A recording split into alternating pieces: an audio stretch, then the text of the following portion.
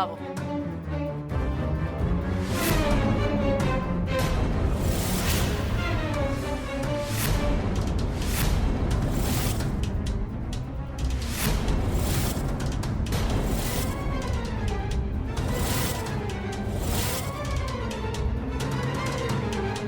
તમે મને અહીંયા શું કામ બોલાવ્યો?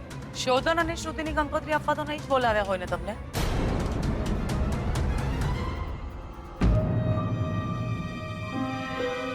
શું છે આ? 1 લાખ રૂપિયા છે.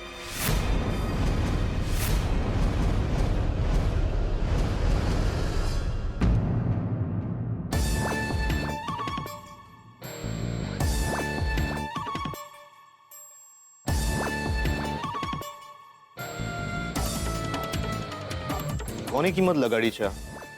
એક છોકરીની. એ છોકરીને આ શહેરની બહાર કાઢવાની છે. એ છોકરી મને આ શહેરમાં ના જોઈએ. અને આ કિંમત એ છોકરીની નથી. આ કિંમત તમારી મહેનતની છે.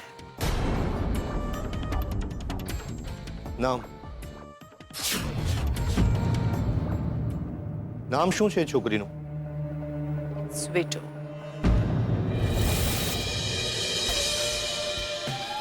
આખી કુંડળી જોઈએ છે મારી છોકરીની.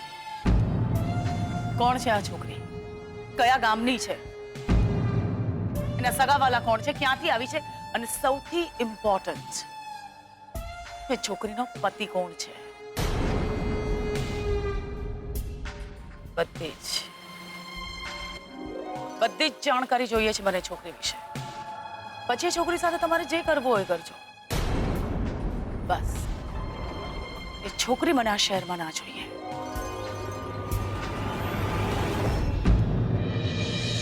કમાલ છે.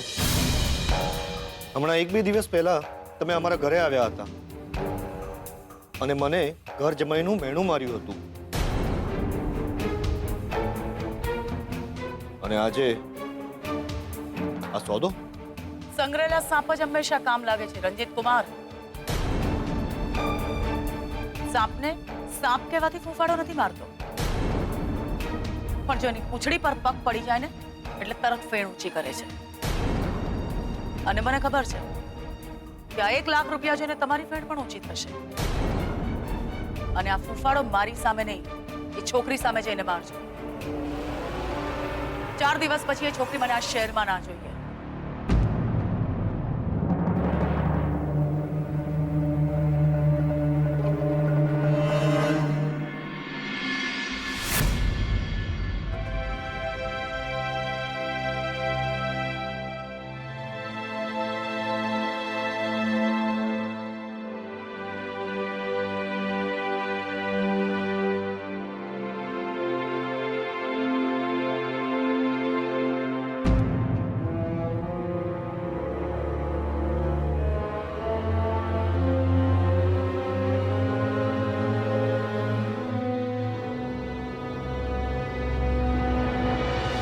શું છે? રૂપિયા છે. 1 લાખ રોકડા. આટલા બધા પૈસા કોઈ આપ્યા છે મને.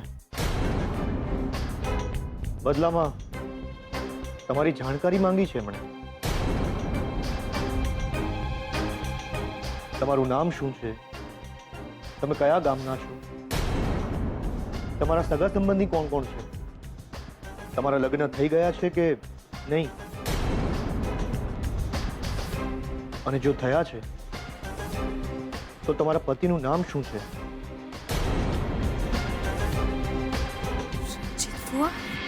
અને તારી આખી કુંડળી જાણી લીધા પછી તને આ શહેરમાંથી ભગાડી મૂકવાની કિંમત છે? પણ કોણે આપ્યા છે આ રૂપિયા? જે તને દુશ્મન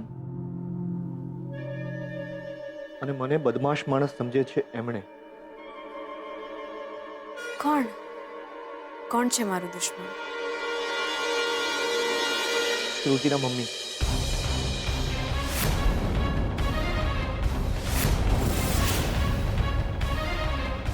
એકચ્યુઅલી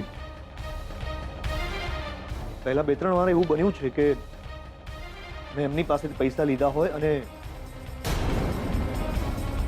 એમનું કોઈને કોઈ કામ કરી આપ્યું હોય, કોઈની બાતમી આપવાનું, કોઈને હેરાન કરવાનું, એટલે કદાચ આ વખતે પણ એમને લાગ્યું હશે કે આ રૂપિયા આપીને મને ખરીદી લેશે. તો તમે આ બધું મને કેમ કહી રહ્યા છો? એટલા માટે કહી રહ્યો છું કે ભલે હવે મને કોઈ ખરીદવા માંગે, પણ મેં હવે વેચાવાનું બંધ કરી દીધું છે.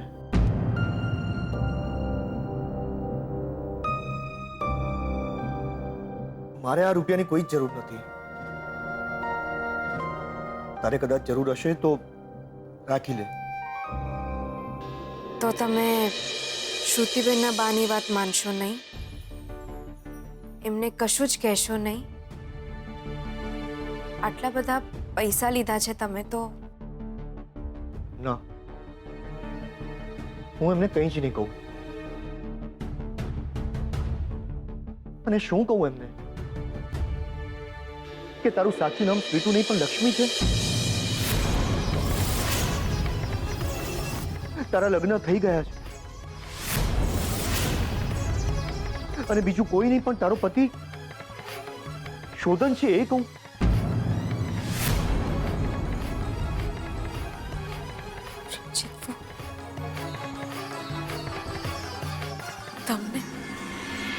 તમને આ બધી વાતો કેવી રીતે ખબર છે? હા, મને બધી જ ખબર છે, પણ હું તારા વિશે કોઈને કંઈ જ નહીં કહું. માનવામાં નથી આવતું કે તમે એ જ રંજીત ફુવા છો જેમણે મારા ઘરેણાં લૂંટી લીધા હતા, જેમણે મને માથામાં માર્યું હતું, નુકસાન પહોંચાડ્યું હતું. માનવામાં નથી આવતું કે તમે એ જ રંજીત ફુવા છો જે મને અશુભ સાબિત કરી આ ઘરની બહાર કાઢવા માંગતા હતા. તમે મને તને આટલી તકલીફ આપ્યા પછી પણ તે મને અને સારિકાને માફ કર્યા હતા. તે સારિકાને એમ કહ્યું હતું કે દેવી માં તમારા ખોળે કૃપા કરે. આજે 1 લાખ રૂપિયા છે ને, એનાથી પણ મોંઘી વાત હતી એ.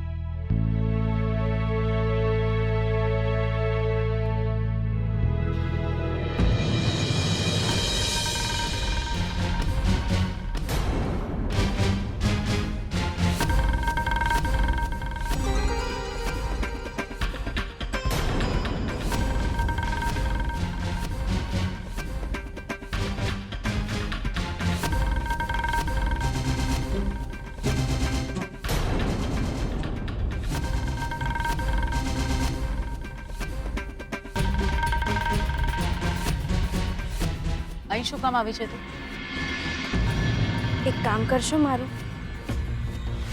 તું મારા ઘરમાં 5,000ના પગારે ઘરકામ કરતી હતી અને હું તારું કામ કરું? તમે મને 5,000 રૂપિયા આપતા હતા ને, હું તમને એનાથી વધુ આપીશ.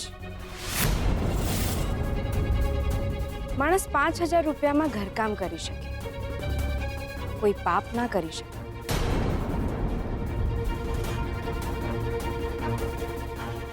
આ 1 લાખ રૂપિયા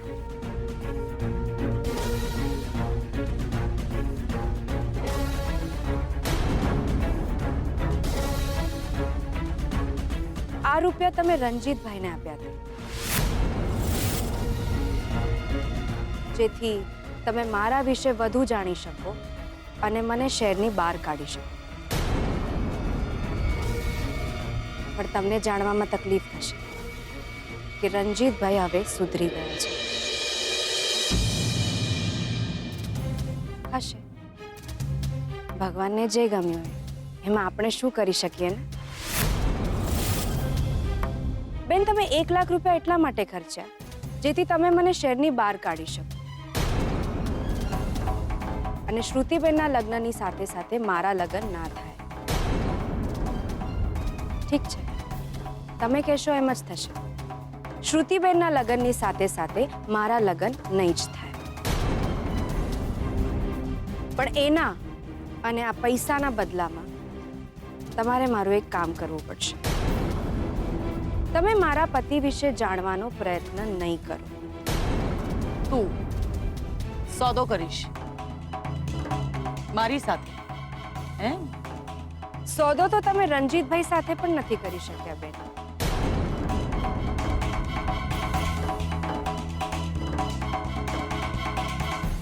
તમારી વાત સાચી હતી બેન. આ ઘરની કિંમત લખવા જેટલું તો કદાચ હું ભણી પણ નથી. પણ માણસની કિંમત જાણવામાં મેં કોઈ દિવસ ભૂલ નથી કરી. મને એમ હતું કે તમે મારી વિનંતી નહીં માનો અને એટલે જ હું આ રૂપિયા લઈ આવી. બેન, તમારી કિંમત આ રૂપિયાથી ઘણી વધુ છે, પણ તો મારી પણ ઓછી નથી. બેન, તમને શું લાગ્યું કે હું શ્રુતિબેનના લગ્નના આડે આવી જઈશ? જે ઘરમાં મને આશરો મળ્યો, આટલું વાલ મળ્યું, એક બેન મળ્યા, એ ઘરના આંગણે મારા નામનો મંડપ ના હોય બેન. બેન, તમે મારા અને મારા પતિ વિશે જાણવાનું રહેવા દો.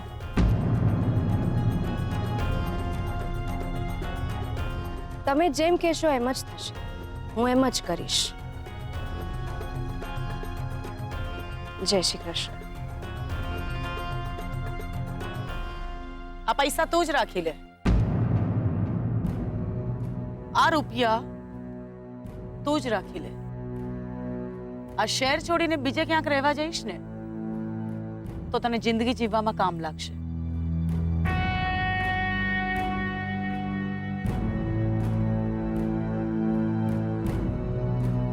બેન, જિંદગી જીવવામાં કેટલા રૂપિયાની જરૂર હોય છે એ તો મને ખબર નથી, પણ હું 11 કરોડની મિલકત કોઈ બીજાના નામે કરીને નીકળી ગઈ છું.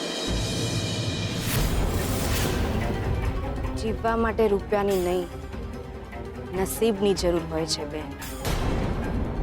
રૂપિયાથી નસીબ નથી ખરીદી શકાતું, પણ હા, નસીબ હોય તો રૂપિયા જરૂર કમાવી શકાય છે.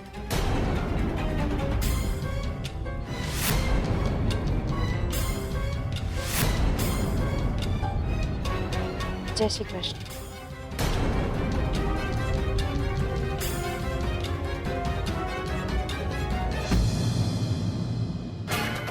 આ છોકરીના નામે 11 કરોડની મિલકત હશે. જો 11 કરોડની મિલકત હોય તો આને દુનિયાનો કયો છોકરો લગ્ન કરીને છોડી મૂકે? હવે તમારે જાણવું પડશે કે આ છોકરીનો પતિ છે કોણ.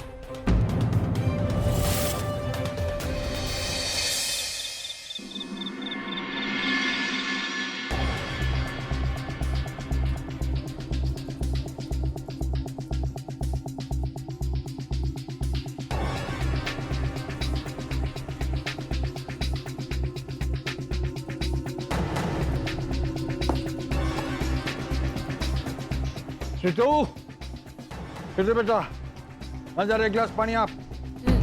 લાવી દાદાજી.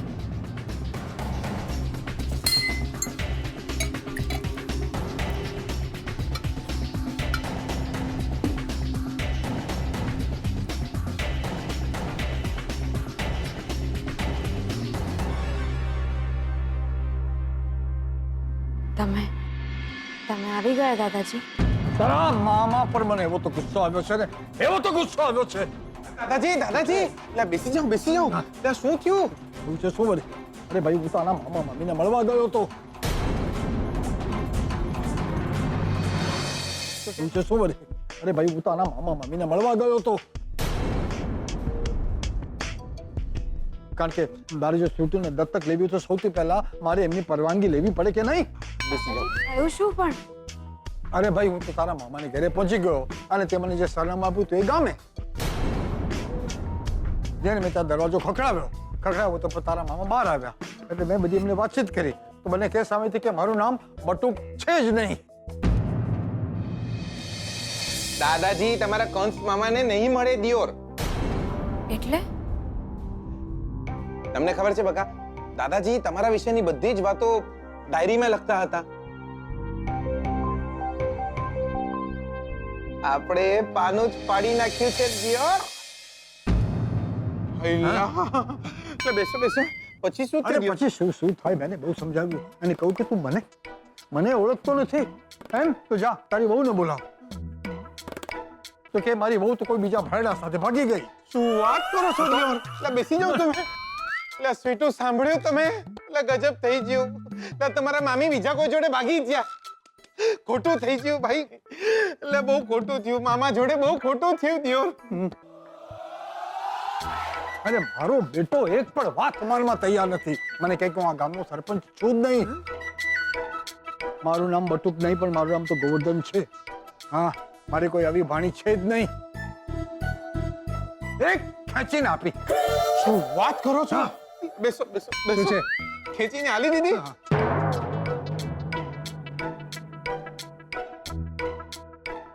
બહુ વાગ્યું નથી ને દિયોર? મેં એને ખેંચીને આલી દીધી એને મને નહીં. એટલે ગોવર્ધન ભાઈને કારણ વિના પડી જઈ દિયોર. આ તો પડી જાય ને બીજું શું થાય? આવી સુશીલ સંસ્કારી છોકરીને સુંદર. હા આવી સુંદર છોકરીની જિંદગી બરબાદ કરે છે તેનું શું? છોડીશ નહીં એ માણસને હું. એટલે બેસી જાઓ. પહેલા તમે બેસી જાઓ, શાંતિથી બેસી જાઓ કહું છું. એટલે દાદાજી ધર્મનો ધક્કો થયો તમને બાકી? હેરાન થઈ ગયો હું હેરાન થઈ ગયો. વાંધો નહીં, અમને હેરાન ના કરો દિયોર. બેસી જાઓ ને તમે, બેસી જાઓ. એકદમ શાંત થઈ જાઓ દાદાજી. કઈ પાણી પીઓ. ના બકા તમે ઊભા છો શું? કઈ પાણી પીવડાવો કઈ દાદાજીને. દાદાજી લો પાણી પીઓ. હા, હા, આ બાજુ, હા, આ બાજુ. શાંતિથી દાદાજી. ભાઈ મને તો એમ હતું કે સ્વીટુના મામા મામી હા પાડી દે તો દત્તક લેવાની કાર્યવાહી હું આગળ ચલાવું કે નહીં. મામો એક નંબરનો જુઠ્ઠો નીકળ્યો. એટલે મેલો ને યાર. એટલે મેલો ને દિયોર. એટલે હું શું કહું છું તમને દાદાજી, એટલે જો અમે બંને તમારા દીકરા દીકરી જેવા છીએ કે નહીં? હા એટલે તો દત્તક લો કે ના લો શું ફરક પડે છે યાર? દત્તક નહીં લો તો કલ્પનાની જીત માંગવી પડશે. શોધન અને શ્રુતિના લગ્ન સાથે સાથે તમારા બંનેના લગ્ન નહીં થાય. દાદાજી શું છે? એક કામ કરો, હું તમારો હનુમાન. હા? દાદાજી એક કામ કરો, તમે મારી પૂંછડીમાં આગ લગાડી દો. મને શ્રુતિ ભાભીના ઘરે મેલી આલો. એમના ઘરે જઈને એમની મમ્મીને ના પટાઈ લઉં તો મારું નામ બી જીગર આત્મારામ પટેલ નહીં. દાદાજી તમે જેમ ઈચ્છ્યું છે એમ જ થશે દિયોર. અમારા બધાના લગન એક જ માંડવે થશે.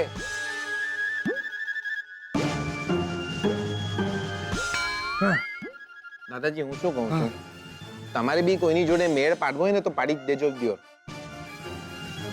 શું છે, બેની જગ્યાએ 3 લગન ભલા. હા હા તારી વાત સાચી છે, બરાબર છે. શું બોલે છે એનું તને ભાન છે? નાલાયક. ગમે કઈ નહીં.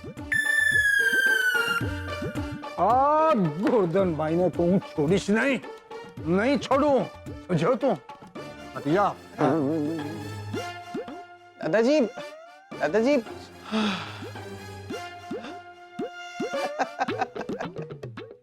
એટલે ગોરધનભાઈ ને પડી ગયો. બકા બીજો કોઈ હુકમ? તમે કેટલું બધું કરી રહ્યા છો મારા માટે. પણ તમે મારા માટે કઈ નહીં કર્યું હો.